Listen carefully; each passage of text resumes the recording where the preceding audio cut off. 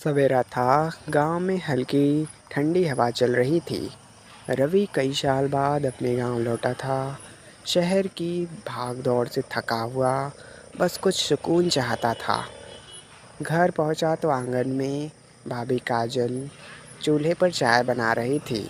नीली साड़ी, माथे पर लाल बिंदी और आंखों में वही अपनापन, जैसे बरसों पुराना रिश्ता हो।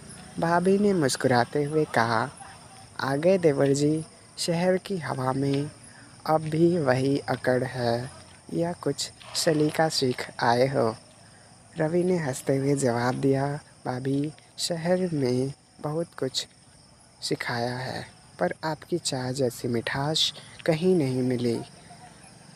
काजल ने हल्की मुस्कान दी, पर उस मुस्कान में एक अनकही नरमी थी, जिसे रवि ने महसूस किया दिल के अंदर तक। दिन बीतते गए। रवि हर सुबह भाभी के हाथ की चाय पीने लगा।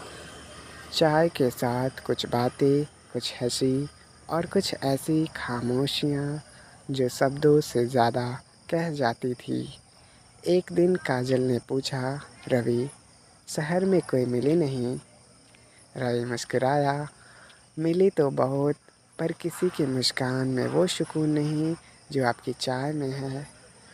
भाभी ने हल्का सा डांटा, देवर जी, अब बड़े हो गए हो, मजाक भी शहर वाला करने लगे। पर अंदर ही अंदर दिल वही मुस्कुरा उठा था। सावन का मौसम था। आसमान काले बादलों से भरा। भैया खेत में गए थे और घर में बस रवि और भाभी थे। बिजली गई हुई थी और बरामदे में लालटेन की हल्की रोशनी। भाभी ने कहा, रवि, ज़रा देखो, बारिश में आम के पेड़ से पत्ते टूट रहे हैं।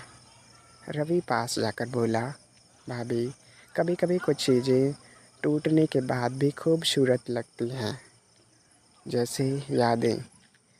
भाभी ने उसकी आंखों में देखा। वो पहली बार था जब दोनों की नज़रें टकराई और वक्त जैसे थम गया। बरसात की बूंदें गिरती रही और दोनों चुपचाप खामोशी में भी एक दूसरे को पढ़ते रहे। भाभी ने कहा, रवि, हमें अपने दिल को रोकना होगा। रिश्तों की मर्यादा ही घर की नींव होती है।